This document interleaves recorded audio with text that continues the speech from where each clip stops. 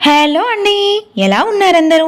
ఈరోజు మిమ్మల్ని మన తెలంగాణలోని జగిత్యాల జిల్లాలోని వెలగటూరు మండలంలో ఉన్న అతి ప్రాచీనమైన పుణ్యక్షేత్రానికి తీసుకెళ్తున్నాను. రండి, మీరైతే వీడియోని కట్ చేయకుండా అలాగే ఎండ్ వరకు చూస్తూ ఉండండి, ఎందుకంటే అక్కడ టూరిస్ట్ స్పాట్ కూడా చాలా బాగుంటుందంట. ఇంకో విషయం అండి, ప్రతి వీడియోకి చెప్తూనే ఉంటున్నా కదండి, మన ఛానల్ని ఎవరైనా కొత్తగా చూసే వాళ్ళు సబ్స్క్రైబ్ చేసుకోకపోతే సబ్స్క్రైబ్ చేసుకొని పక్కనే ఉన్న బెల్ని అయితే ఆన్ చేసుకోండి.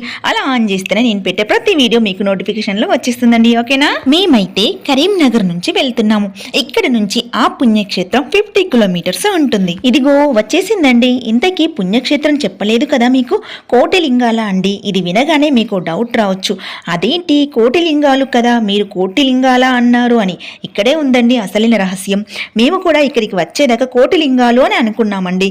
అక్కడున్న అయ్యగారిని అడిగితే చెప్పిండు, కోటిలింగాలు అంటే ఇక్కడ ఉండాలి కదా అని. మేము అడిగితే కోటిలింగాలు కాదమ్మా, ఇక్కడ స్వామిని కోటలో లింగం అంటారు. ఎందుకంటే పూర్వకాలంలో ఇదంతా దట్టమైన అడవితో చుట్టూ గోదావరి గలగలతో మధ్యలో కోట ఉండేది. ఆ కోటలో కొలువై ఉన్న సాంబశివుణ్ణి కోటలో లింగం అని అంటూ ఉండేవారు.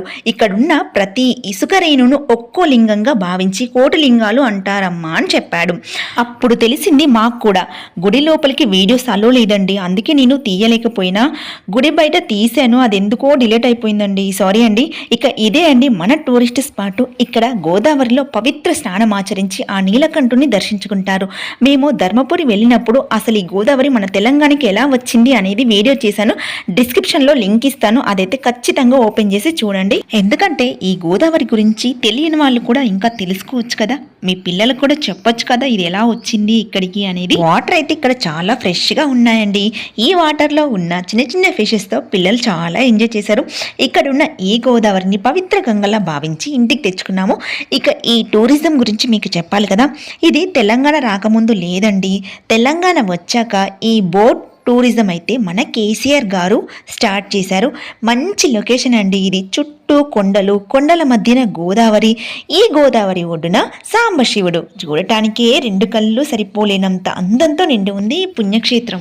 ఇంత అందమైన స్పాట్కి రావడం వల్ల ఆ త్రినేత్రుని దర్శించుకోవడంతో పాటు ఈ నేచర్ని కూడా మనం చాలా ఎంజాయ్ చేయొచ్చు కదా. ఇక్కడ దాకా వచ్చి నేచర్ని మేము కూడా ఎంజాయ్ చేయడానికైతే బోట్ ఎక్కేసాము. పిల్లలైతే పట్టరాని ఆనందంతో ఉన్నారు. అదేంటో ఈ బోటుని మేమే నడిపినంత సంతోషంగా ఉంది. బట్ ఏదో అలా మేనేజ్ చేసాం అంతే. ఒక మాట, ఇలా ఎక్కడికైనా వచ్చినప్పుడు కాస్తంత ఎంజాయ్మెంట్ లేకపోతే ఎలా ఉంటుంది చెప్పండి మీరు? కొందరైతే మూతి ముడుచుకొని కూర్చుంటారు. అట్లా ఎందుకు కూర్చుంటారో, అసలు ఎందుకు వెళ్తారో బయటికి అర్థం కాదు. కొంచెం సంతోషం, మైండ్ రిలీఫ్ కోసమే కదా వెళ్ళేది. అలాంటప్పుడు సైలెంట్గా ఉంటే వాళ్ళతోని వెళ్ళే వాళ్ళకు కూడా బోర్ కొడుతుంది. ఎందుకు వచ్చాంరా బాబు అని అనుకుంటారు కదా. అందుకే అలా బయటికి వెళ్ళినప్పుడు కాస్త నవ్వుకుంటూ ఎంజాయ్ చేయండి. ఈ నవ్వు 100 సమస్యలని దూరం చేయడంతో పాటు మన మైండ్ని యాక్టివ్గా ఉంచుతుంది. ఏమంటారు? అంతే కదా. నా ఆలోచన కరెక్టా కాదా అని కామెంట్లో చెప్పండి.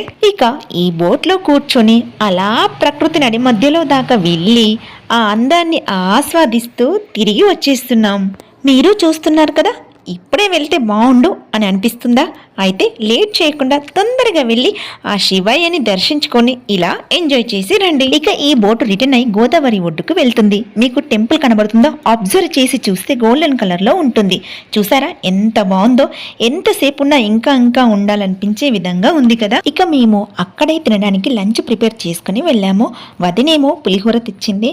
నేను ఫ్రూట్స్, జావా, పూరి తీసుకెళ్ళిన పిల్లలకి మంచిగా తినేసి అక్కడ చింత చెట్టు ఉంది, ఆ చింతకాయలనైతే కోసుకొని అలా ఎంజాయ్ చేసి వచ్చామన్నమాట.